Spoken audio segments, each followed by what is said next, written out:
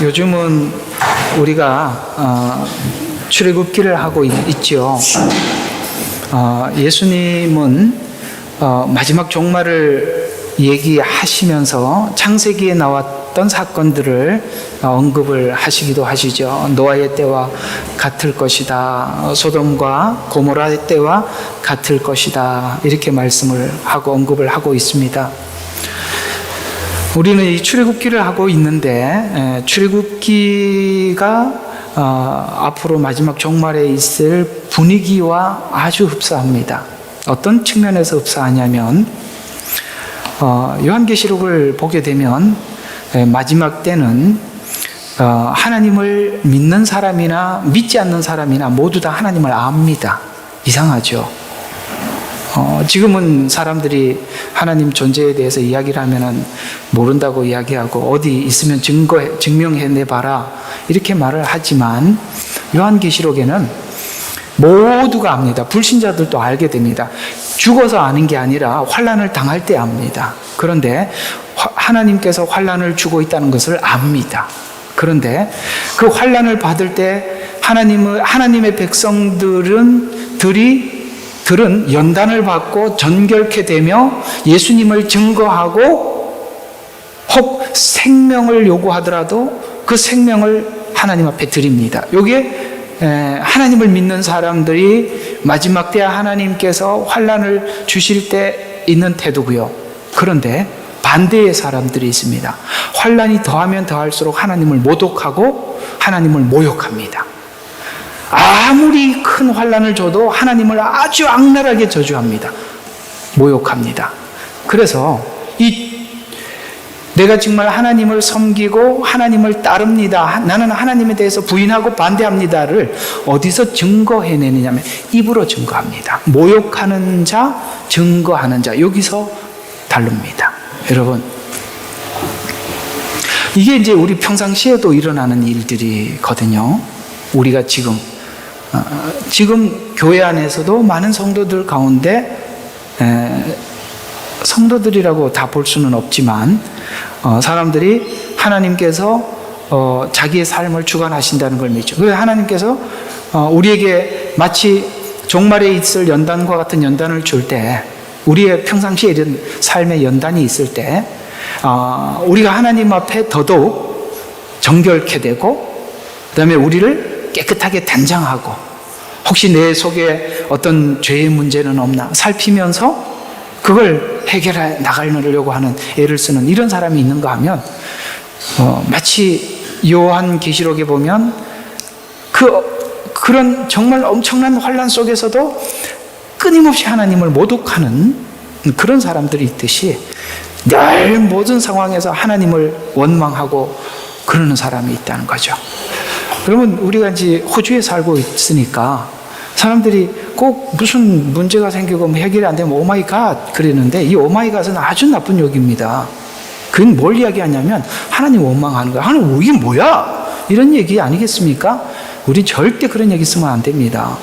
오마이갓이 뭡니까? 아시겠죠?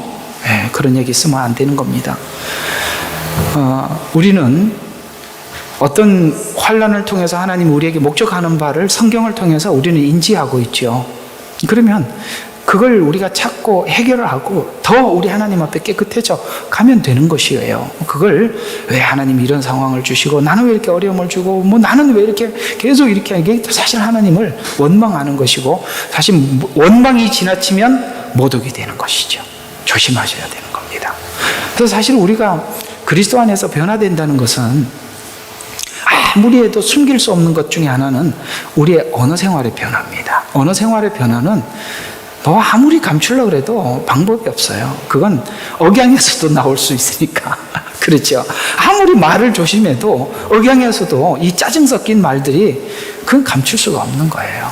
여러분들 정말 이런 언어에 대해서 좀 이렇게 많이 생각을 하시고 조심하시고 옛날에 평상시에 하나님을 생각지도 않고 막 내뱉었던 말들에 대해서 정말 심사숙고하고 이 언어 순환 운동을 정말 많이 하셔야 돼요.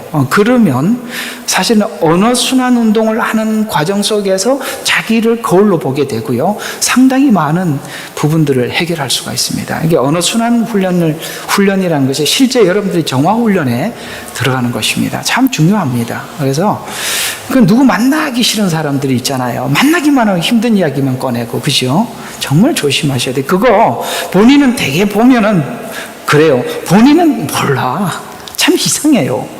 근데 옆에 있는 사람이 당신 만나기 싫어. 당신 만나면 맨날 힘든 이야기만 꺼내냐 라고 이야기를 하면 내가 뭐 힘든 이야기 꺼내냐 라고 하는데 사실 모르고 있습니다. 본인은.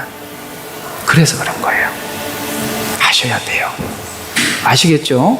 늘 힘든 이야기만 하면 정말 그건 여러분 자신이 해결할 수가 없어요. 하여튼 그만하겠습니다.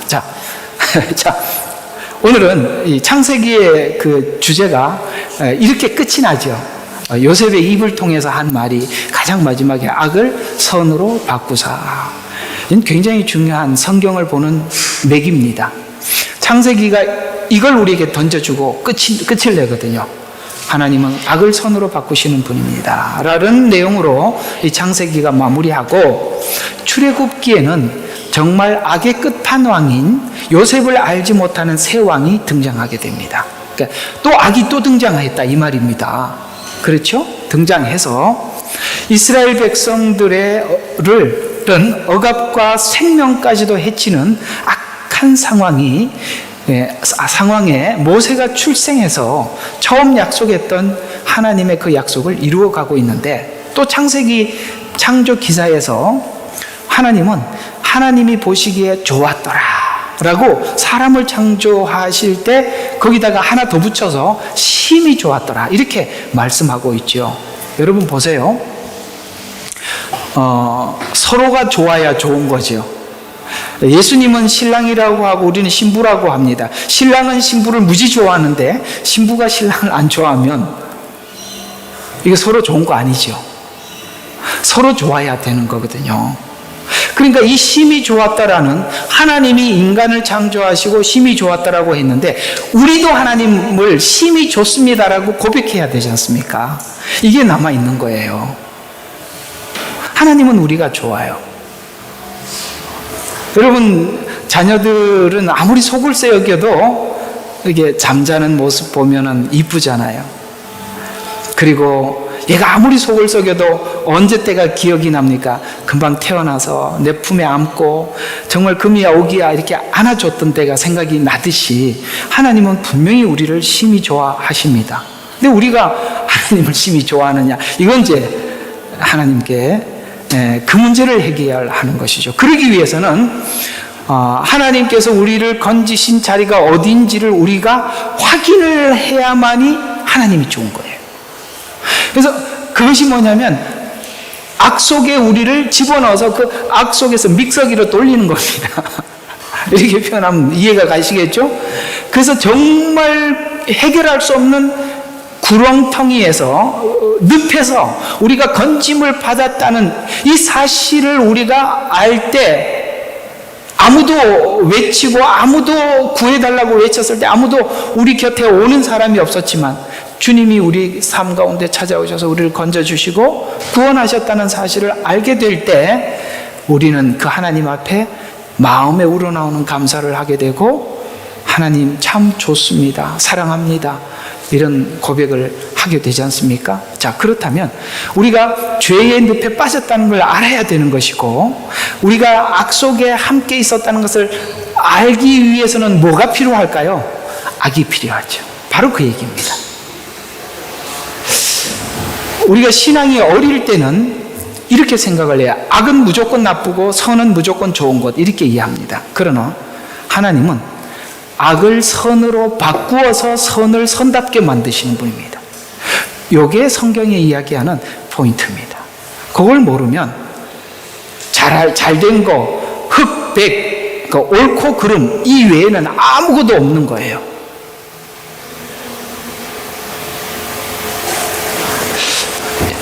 사실은 이 문제, 이 부분을 설교하는 게 설교자의 역할인 것 같아요. 우리가 하나님이 악을 어떻게 선하게 만드셨는가를 친절하게 설명을 할 때 성도들의 마음의 근본이 변화될 겁니다. 자, 이 부분이 참 쉽지 않죠. 자, 그래서 오늘 이야기는 바로 악을 선으로 만드셨다. 우리도 하나님을 의롭다. 하나님이 선하다. 이런 고백을 해야 하는 것이 십자가 사건이라고 이야기를 합니다. 자, 이게 로마서 3장 26절에 이렇게 말씀하고 있습니다. 로마서 3장 26절에 이때에 자기의 의를 선포하심은 뭡니까? 자기의 의를 선포한 그 자리가 어디지요? 십자가. 그 다음에 우리 죄를 위해서 죽으시고 그 다음에 뭐예요? 우리를 의롭다 하기 위해서 살아나셨습니다.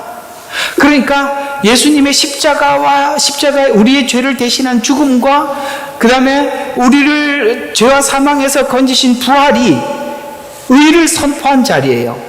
그걸 지금 로마서 3장 26절은 교리적으로 우리에게 그 사건이 뭔지를 이렇게 설명을 하고 있는데요.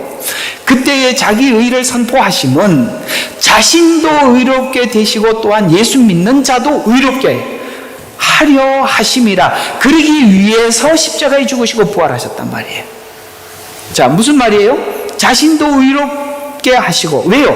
만약에 죄 지은 인간들을 죽으리라고 했는데 죽으리라는 말씀하신 것은 그냥 없는 걸로 하고 그냥 용서해 줄게 그러면 죽으리라는 뭐예요? 라고 우리는 반문하게 된단 말이죠. 이거 먹는 날엔 죽으리라고 했는데 하나님 그거 무시해버리고 그냥 우리를 의롭게 하면 하나님 의롭지 않다. 공의롭지 않다. 이렇게 생각하지 않겠습니까? 요한계시록에 보면 하나님께서 모독하는 사람들을 하나님께서 심판하실 때 순교한 사람들이 천상에서 하나님께 뭐라고 고백하느냐면 하나님의 심판은 공의롭습니다. 그리고 정의롭습니다. 이렇게 이야기합니다. 하나님은요, 구원도 공의롭게 하시고요, 심판도 공의롭게 하시는 분이십니다. 그런데 보세요. 우리가 하나님을 사랑하려면 하나님이 의로워야 사랑할 수 있어요.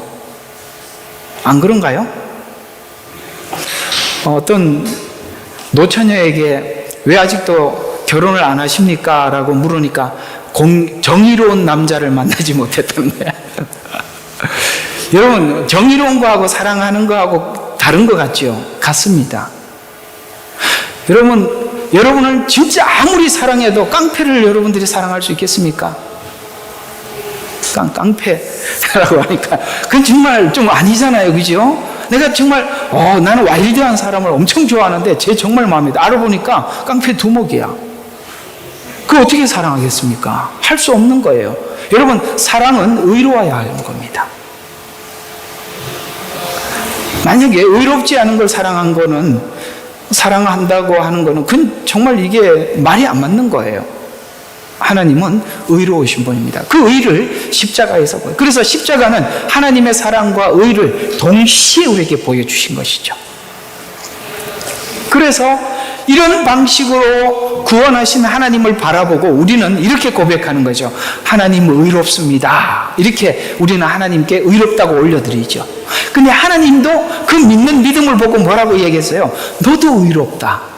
그래서 서로 뭐가 성립되기 시작해요? 의가 성립되고 사랑이 성립되는 거예요. 바로 이 방식.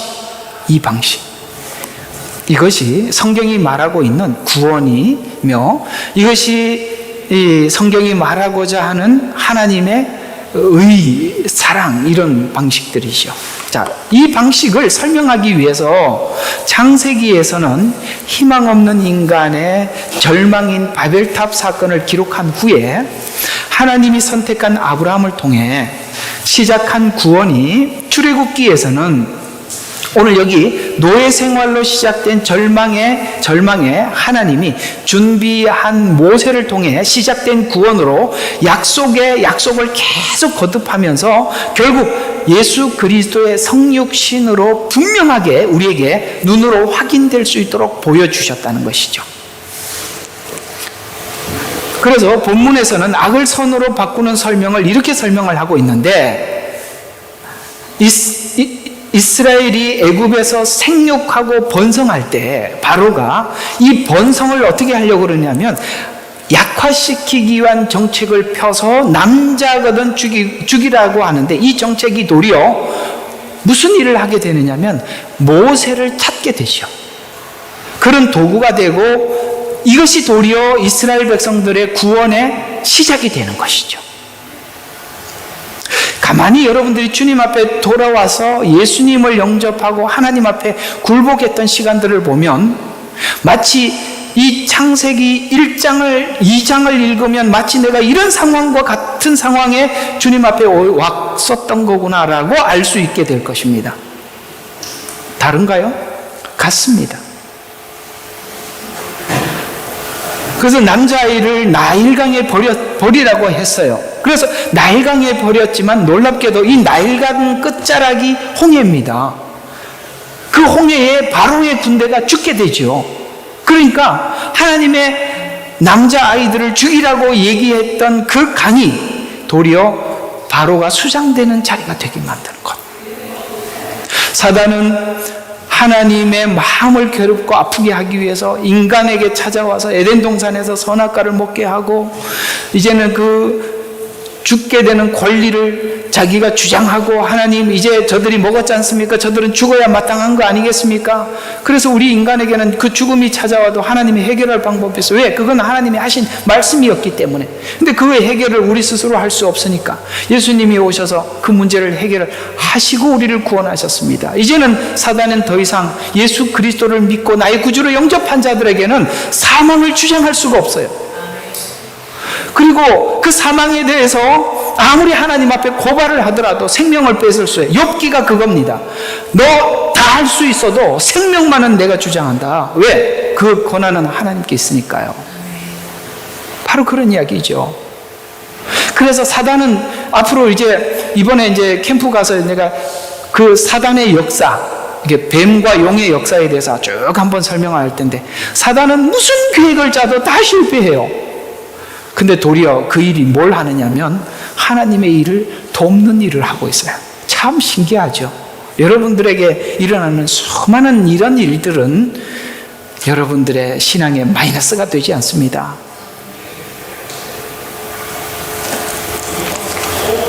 그래서 버려져 죽어야 하는 강에서 모세는 도리어 건짐을 받게 되고, 바로의 공주의 딸에 의해서 모세는 자라 구원자가 되고, 어머니의 교육을 받아서 하나님의 대언자로 등장하게 되는 역설을 출애굽기에서는 설명하고 있더라. 역설, 악을 선으로 바꾸는 역설, 이게 출애굽기 이야기다 이 말입니다.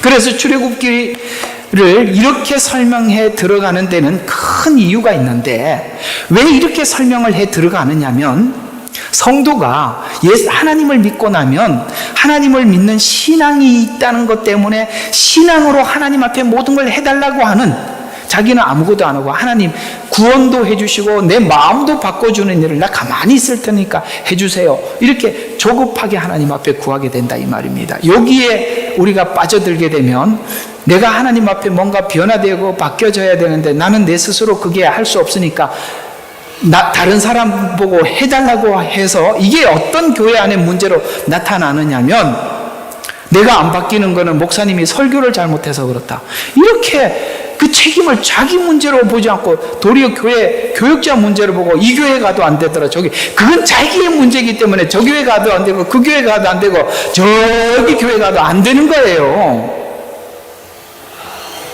그걸 왜 남의 탓으로 합니까? 또 하나는 뭐냐면, 내가 이 교회 저 교회 그 교회 다 다녀보니까 교회에서는 해결할 수 없더라, 기도원에서 해결해 주는데, 이래갖고 또 기도원에 가는 거예요. 사실은 교회 안에 이런 문제들은 이런 문제로 오는 것입니다. 여러분, 우리 내면의 변화는 하나님의 은혜를 내 마음속 뼛속 깊이 깨닫고 내 스스로가 돌이켜질 때 해결되는 문제들이지, 그것이 여러분들을 양육하는 어떤 사람의 능력의 문제가 결코 아닙니다. 여러분들은 하나님의 말씀을 지금 받고 있고 도전을 받고 그 말씀과 우리 마음속에 있는 죄성과 싸워서 이기셔야 하는 것입니다. 그건 여러분들에게 맡겨진 숙제지 않습니까? 그걸 남의 탓으로 하게 되면 마음에 드는 교회가 없고 그러면 누가 해준다 그러냐면은 꼭 이단들이 자기에게 그룹하게 들어오면은 다 해결이 된다고 그들은 그렇게 이야기를 합니다. 어떤 문제도. 그래서 내가 신천지 전도하는 법을 들어보니까 정말 악하더라고요. 누구 한 사람을 타겟을 잡아놓고 그 사람을 전도를 하기 전에 그 사람 뒷배경을 전부 다 연구하고 알고 딱 전도하고 딱 앉아놓고 요즘 이런 문제가 있지 않아? 탁 그러면 깜짝 놀라. 나 지금 요즘 이 문제 어떻게 잘 알지? 거기다가 몇 가지 아는 걸 가지고 그러면요 자기들끼리 화장실 와서 막 웃고 그런대요. 사람 기만하는 거 아니겠습니까? 그때 내가 이 말을 하니까 걔가 막 이러더라고. 우리 그 얼마나 웃기네. 사람 완전 농락하는 거 아니겠어요? 근데 그렇게 얘기를 하면서 어떻게 아냐 그러면 하나님이 감동해 주셨다는 거야. 와, 그러면 사람이 무슨 생각을 할 것 같아요? 야, 여기 가면 내가 해결되지 못한 문제 다 해결하겠구나. 이런 생각 하지 않겠습니까? 아니요. 여러분이 말씀을 끌어안고 기도하며 눈물 흘리고 싸우셔야 돼요. 그래서 신앙이 있다는 것 때문에 너무 조급해요. 왜냐하면 하나님은 창조의 역사의 주인이고 아들을 주실 만큼 우리를 사랑하시는 분이라고 생각하기 때문에 성도는 무엇이든지 구할 수 있고 하나님은 응답해 주시는 분이라는 걸 믿고 지금 우리가 해야 될 어떤 문제들을 인내하고 견디지 못하는 경향이 있어요. 하나님 그걸 견디고 해결해야 되는데 하나님 앞에 구하고 아무것도 안 한다 이 말이에요. 이건 문제다 이 말이에요. 그래서는 안 된다 이 말이에요. 왜 하나님께서 이스라엘 백성들을 400년 동안 애굽에 그토록 방치한 것 같이 두었겠습니까? 필요하단 말이에요. 그 시간이. 왜 성도들의 시간 속에 울고불고는 없는 시간이라고 생각합니까? 그게 얼마나 값진 진주와 같은 눈물인데요. 그러나 하나님의 구속 사역은 창조 사역을 완성시키는 것이 목적이기 때문에 그 창조 사역은 의와 거룩과 진리가 내 속 뼛속 깊이 자리 잡아가는 것입니다.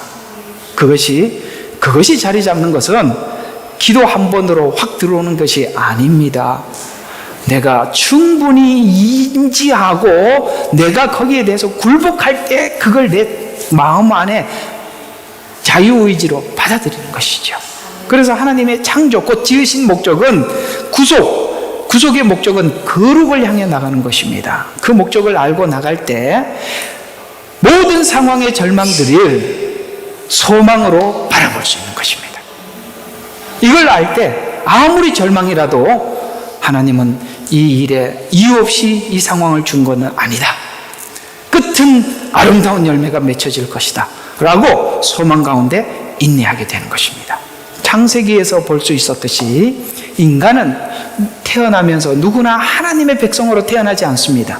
죄인으로 태어나서 죄인이 의인이 되는 과정을 경험해 그 과정 속에서 우리가 완전해져 가는 것이죠. 그래서 죄인이라는 것을 깊이 인지하고 그 의인의 되는 과정 속에서 내 공로 없이 하나님의 은혜로 됐다는 것을 아는 이 감격과 감사함이 우리를 거룩하게, 그 다음에 하나님이 기뻐하는 진리를 소유한 자로 바꿔가게 된다는 것이죠. 본인이 죄인임을 인지하지 못하고 의인이 됨을 인지할 수도 없고 또 의와 진리와 거룩으로 변화될 수도 없기 때문입니다.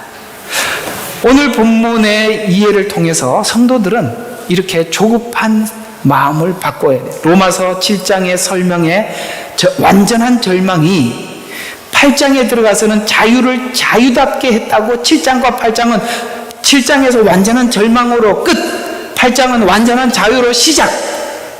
어때요? 완전한 절망이 완전한 자유의 시작점이라고 로마서 7장 마지막 절에 17절부터 24절에 이렇게 절망을 표현하고 있는데요.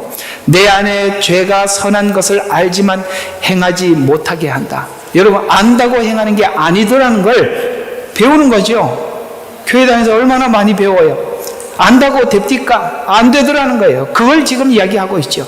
그리고 한 법을 깨달았노니 선을 행하고자 할 때 악이 나와 함께 있다는 것이라. 나를 지체들 속에 있는 죄의 법으로 나를 사로잡아 오는도다. 오라 나는 비참한 사람이로다라는 최고의 절망의 고백. 여기서 누가 이 사망의 몸에서 구해낼 것인가라는 완전한 절망, 그것이 바로 출애굽기에서 430년 동안 애굽 생활을 했던 이스라엘의 최고의 절망의 이야기를 완전 절망으로 설명을 하고 있다. 모세를 통해서 이제 이스라엘 백성들 홍해를 건너서 드디어 홍해 앞에 나와서 미리암의 노래라는 그 유명한 모세의 노래, 하나님께서는 말 탄 자들을 어디에다가, 홍해에다가 다 빠뜨렸으며 하나님 우리를 구원하셨다라고 그 미리암을 중심으로 해서 모세의 노래는 바로 최고의 절망을 경험했기 때문에 그 구원의 노래를 부를 수 있었던 것처럼, 하나님은 바로 이런 상황, 그것이 바로 로마서로 표현하자면 7장과 8장을 넘어가는 이 과정이라 이 말이에요. 성경의 역사와 교리는 다른 게 아니에요. 같습니다.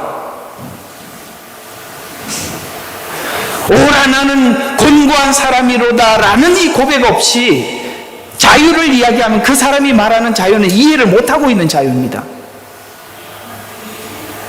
완벽한 절망.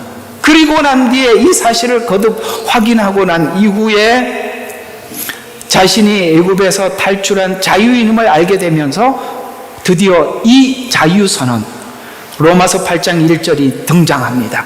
그리스도 예수 안에 정죄함이 없는 광야 생활을 시작하는 것이죠. 아멘이십니까? 네. 이게 바로 주님이 말씀하신 진리를 알지니 진리가 너희를 자유케 하리라. 어떤 자유? 정죄함이 없는 자유. 누가? 그리스도 안에 있는 자만이 이 혜택을 누릴 수 있다는 거예요. 왜 자유의 법인가? 2절에 보면 예수 안에 있는 생명의 성령의 법. 무슨 말이냐면 우리에게 닥쳐오는 수많은 고난도 어느 쪽으로 몰고 가느냐면 생명을 얻고 생명을 위해서 가는 일들이지 죄와 사망의 법, 죽어가는 법이 아니라는 거예요. 우리에게 어떤 환난이 오도 이건 생명으로 가는 것이라 이 말이에요. 그래서 나를 해방해 주셨기 때문이다. 해방은 내 스스로 하는 게 아니라 주님이 건져주신 거예요. 그래야 4절이 8장 4절에서 말하는 율법의 의가 우리 속에 이루어지는 거예요. 그때 드디어. 그러면서 우리는 육신을 따라 행하지 않고 성령을 따라 행하는 구속받은 거룩한 삶을 산다. 그래서 나는 이제는 하나님 앞에 이렇게 고백하는 거예요. 나는 이제 성령을 따라 살기로 결정했다. 아무도 막지 마. 가는 겁니다. 이게 자유의 법을 아는 사람들이 가는 길입니다. 누가 우리를 막겠습니까? 창조가 구속을 넘어가는 과정에서 신음과 구속의 구원의 소망을 통해서 구속의 은혜가 자리 잡기 때문입니다. 기독교인들은, 그리스도인들, 하나님의 크리스찬들은 이 상황을 충분히 인지하고 인정하며 바로의 억압과 공포의 법에서 벗어난 인격자 예수님을, 하나님을 만나서 그 인격 안에서 하나가 되는 것입니다. 이걸 모르면 하나님을 인격자로 대하는 것이 아니라 두려운 공포자로 대합니다. 하나님은 인격자입니다. 성경에 보면 하나님이 인격자라는 표현들이 너무 많아요. 어떤 형태로 하나님의 인격자라는 표현으로 등장하고 있느냐면 내가 사람 지으심을 한탄하사, 이게 인격자에 하는 말이 여러분 있잖아요. 여러분 우리가 자녀들에게 하나님이 했던 이런 말 같은 말 해본 적 있으세요? 없으세요? 안 했나? 훌륭하신 부모님들이신가? 어떻게 내 배에서 저런 게 나와서, 이거하고 똑같은 거거든요. 그러면 한탄하사, 사람 지으심을 한탄하사, 이게 두려운 하나님으로 보면 하나님이 싹 없애려는 갑다 이렇게 생각하죠. 그건 뭐냐면 우리가 하는 말을 하나님이 하게 하심으로써 하나님 마음이 이렇다는 걸 우리에게 전달해 주고 있는 이야기예요. 아시겠습니까? 이스라엘 백성들이 하도 속을 썩이니까 내가 다 지워버리고 내가 모세 너를 통해서 새로운 민족을 이렇게 여러분, 하나님이 모세를 통해서 새로운 민족을 만들더라도 모세가 만든 그 민족이 또 이 민족이 되는 거 하나님 왜 모르시겠어요? 그런 겁니다. 이런 언어들은 전부 다 우리가 하는 일상의 언어와 같은 말을 표현함으로써 이걸 보고 신인동형론이라고 그러는 거예요. 신학적으로. 그러니까 신인동형론이라는 말은 신이 인간과 같은 마음, 동형, 우리가 쓰는 언어, 우리가 하는 어떤 감정을 표현해 줌으로써 하나님의 마음을 우리가 이해하도록 만든 거예요. 그러니까 신을 인간화시키는 거죠. 그런 식으로. 사실은 성경은 대부분 그런 내용들이죠. 인간이 쓰게 함으로써 인간이 하나님의 말을 이해하도록. 만약에 천사가 이걸 쓰면 우리 입장에서 안 쓰죠. 이해가 가시죠? 그래서 가장 분명하게 신인 동형론이 된 게 성육신입니다. 인간이 되셔서 인간의 모습으로 삶으로 우리의 모든 것을 채울하시고 우리를 위해서 중보기도 하시는데, 하나님으로서 중보기도 하는 게 아니라 인간으로서 살아보는 예수님으로서 우리가 하나님께 기도하는 것. 그래서 예수님의 기도는 얼마나 완벽하냐면, 그분은 만왕의 왕이 되셔서 이 땅에 있는 왕들의 마음도 다 이해를 하시고, 가장 낮고 비천한 말구유에 오셔서 이 세상에서 가장 비참하게 살아가고 있는 사람들의 마음도 헤아리시는, 그 안에 모든 사람들이 다 담겨서 하나님은 내 마음 모르실 거야, 요 말 못하게 만들었다 이 말이에요. 예수님 내 마음 어떻게 아시겠어? 왜요? 예수님은 다 아신대요. 예수님은 만왕의 왕이시고 가장 비천해. 뿐만 아니라 정말 모든 사람들에게 버림을 받고 배반을 당하고 저를 십자가에 못 박으라고 외치고 그에게 혜택을 받던 수많은 사람들조차도, 여러분, 이만큼 아픔을 겪어본 사람이 누가 있겠습니까? 그래서 주님은 사람들로부터 버림받는 우리의 마음도 아시고, 아시겠죠?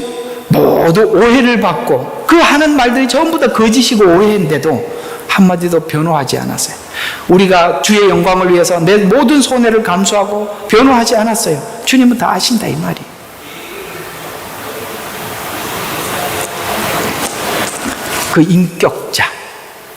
그 인격자인 주님을 만날 때 우리 신앙이 인격화된 신앙이 되는 것이죠.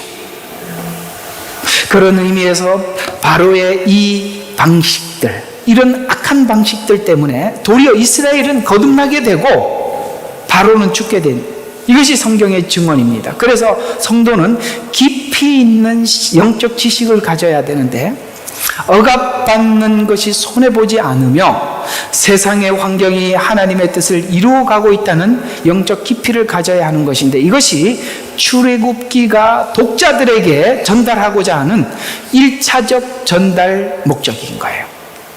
얘들아, 오늘 이 출애굽기 이 상황, 지금 이스라엘이 처해져 있는 이 상황이 이스라엘에게는 손해가 아니라 시작이란다. 이걸 우리에게 설명하고자 하는 것이 1차적 목적이라는 것이죠. 자, 이런 상황이 성경에 있던 이야기를 한 가지만 또 예를 들어 설명을 해보겠습니다. 북이스라엘이 긴 어둠의 시간들을 엘리야를 통해서 긴 어둠의 시간을 보내죠. 북왕조 이스라엘은 도대체 하나님을 경외하는 왕들이 없었어요. 그리고 그 안에 있었던 제사장들도 혹은 그 제사장들도 정말 하나님 앞에 온전한 제사장이 없었습니다. 정치적으로나 종교적으로나 사회적으로나 문화적으로나 완전히 하나님을 반하는 그런 문화였습니다. 이런 시간을 보냈던 그 엘리야, 홀로 남았다고 얘기할 만큼 답답했던 그런 시간에 이 엘리야에게 하나님이 이해 못할 지시를 하세요. 뭐냐면 그게 열왕기상 19장에 있는 이야기죠. 19장에 있는 이야기를 요약해보면 이런 말입니다. 북이스라엘은 긴 시간 우상을 섬기고 악한 왕만 통치하고 아합 왕 때는 죄의 대가로 비를 주지 않았어요. 그리고 엘리야가 참 신임이 누군가를 싸움에 나서서 그 싸움에서 갈멜산에서 승리하게 됩니다. 그래서 모인 백성들에게 하나님을 보여주죠. 우상이 가짜요, 하나님이 진짜라고 이 불을 내리는 사건을 통해서 하나님을 확인시키고 비를 내리게 하여 아합에게 승리를 선포했지만 아직도 이세벨의 권세를 가지고 엘리야를 죽이겠다는 말에 도망. 여기서 힌트를 하나 드리면 이 사건도 계시록과 굉장히 연관이 있는 이야기입니다. 요즘 계시록을 보다 보니까 별대에서 하여튼 다 계시록이 보여요. 하여튼 봅시다. 나중에 설명할게요. 자, 그래서 승리는 확인했지만 승리를 확인하는 것은 승리했지만 봤죠. 하나님에 대해서 보여주는 것은 승리했어요. 그러나 정권은 바뀌지 않았다는 것을 알게 되죠. 그때 엘리야가 굴에 들어가서 하나님 앞에 지금 기도하는 내용이 19장 9절에 이렇게 소개되고 있어요. 굴에 들어가 내가 열심히 특심하오니 이스라엘 백성들은 언약을 버리고 나만 남았건을 이제는 내 생명을 취하려 합니다. 정말 선지자가 얼마나 애를 썼고 얼마나 고생을 했으면 정말 기진맥진해서 여기 성경은 기진맥진해서 들어갔다고 이야기합니다. 그래서 여러분 기도가 뭐라고 이야기하냐? 하나님 다 이스라엘 백성들은 다 죽을, 이게 지금 사실이거든요. 그리고 나만, 내 주변에 본 사람이 없으니까 하나님이 나만 남았습니다. 거기다가 그 뒤에 이야기까지 꺼내는 건 뭡니까? 내 생명을 취하소. 여기 지금 얼마나 절망적인 기도인지 여러분 여기에 다 녹아 있지 않습니까? 이렇게 기도하고 있는데 하나님이 정말 막 같이 눈물 흘려주고 내가 이해한다 막 가슴 쓰러 이렇게 하지 않고, 아니 이걸 연장하래. 이 상황을, 이게 지금 응답이에요. 연장하라. 이게 말이 되는 응답이냐 이 말이에요. 연장을 어떻게 시키냐면은 11장 11절 12절 뭐 요거는 넘어가고 연장을 이렇게 하래요. 15절 16절 다메섹 하사엘에게 기름을 부어서 아람 왕이 되게 하고. 여러분 이건 뭐냐면 아람은요, 이스라엘이 아람이라는 국가 때문에 살 수가 없어요. 그리고 놀랍게도 이 아람은 앞으로 아수르의 전신입니다. 앞으로 아수르가 이스라엘을 멸망케 할 거예요. 그런데 이 나라가 멸망해야 되는데 하나님은 그 아람 왕을 연장시키라는 거예요. 그래서 뭘 하라고요? 그 하셀에게 기름을 부어서 뭡니까? 아람의 왕이 되게 하라는 것은 그 악한 왕을 누가 세웠다는 겁니까? 하나님이 세웠다는 이야기를 하고 있는 거예요. 바로를 누가 세웠겠어요? 하나님이 세운 거예요. 계시록에 등장하는 적그리스도의 등장은 하나님이 허락해서 올라온 거예요. 여러분 악은 무조건 그게 아니라 필요한 겁니다. 하나님 입장에서 뭔가가 하고 있어요. 왜? 우리는 정결해져야 돼요. 저는 요즘 이렇게 이 마지막 때의 상황을 연구하고 살펴보면서 뭘 생각했냐면 하나님 7년 대환란이 있는 게 너무 감사해요. 이거 없이 주님 재림하면은 진짜 끔찍합니다. 어차피 끝이에요. 근데 이 상황에서 온다고 생각해 봐요. 사실은 반신반의하면서 요리 갈까 조리 갈까 이런 성도들이 얼마나 많아, 그죠? 환란이 탁 오는 거 보고 신랑이 이러다 맞으러 나오라, 이게 마태복음 25장 이야기잖아요. 그때 사람들이 와 내가 기름이 있는지 막 등불 점검하고 막 난리 나는 거죠. 이거 없이는 사람들이 자기 신앙 돌아보지 않아요. 계속 양다리 걸치고 있는 이 상태에 주님 오시면 어떡합니까? 하나님께서 한번 환란을 확실하게 해서 이방인들 중에 하나님께 돌아올 자, 유대인들 중에 엄청나게 돌아올 겁니다. 그들이 돌아올 자 하나님이 이 정리하는 시간, 마지막 한 일에 시작할 겁니다. 그래서 하사엘에게 기름을 붓는데요, 약한 왕을 하나님이 세우신답니다. 또 그 다음에 이스라엘이라는 이 나라도 하나님이 연장시킨대요. 그래서 기름을 부어 예후에게 기름을 부어서 이스라엘이 왕이 되게 하고, 뿐만 아니라 거기에 대항할 수 있는 하나님의 선지자도 세우겠다. 그래서 엘리사에게 기름을 부어 선지자가 되게 해라. 그렇게 해서 이 상황을 계속 이어가라. 나만 남았거늘 내 생명도 취하소서라는 말의 뜻은 여기서 끝내시죠. 나 죽이시고 나 혼자 남았는데, 나 죽고 나면 끝날 텐데 이해가 가죠. 우리가 막 힘들어 막 그래. 나 죽으면 다 필요 없다. 나 죽으면 된다. 나 우리 옛날에 우리 어머님들 그런 얘기야. 나는 죽으면 되지. 막 이러면서 그럼 또 아버지가 그래요. 네가 먼저 죽지 내가 먼저 죽겠다. 그도 안 죽고 오래 살아서 끝까지 살아 있습니다. 사실은 이 엘리야의 이야기는 내 생명을 취하라는 얘기는 나 혼자 남았는데 나 죽고 나면 하나님 역사고 뭐고 다 없으니까 그냥 여기서 끝냅시다. 이 사람들 해결할 방법이 없어요. 이런 이야기가 여기 담겨 있는 거거든요. 그런데 하나님이 연장하라는 거죠. 하나님 나라의 의와 진리를 세우기 위해서 바벨론의 모태가 될 아람 왕의 정권을 연장시켜서 이스라엘을 진리 가운데 돌이키게 할 것이다. 누구를 통해서? 아람의 정권을 연장시켜 이스라엘을 돌이킬 것이다. 이게 악을 선으로 바꾸는 하나님의 지식입니다. 그래서 부패한 아합 왕조를 심판할 예후를 세워서 이스라엘 왕조의 생명을 연장하라고 하시죠.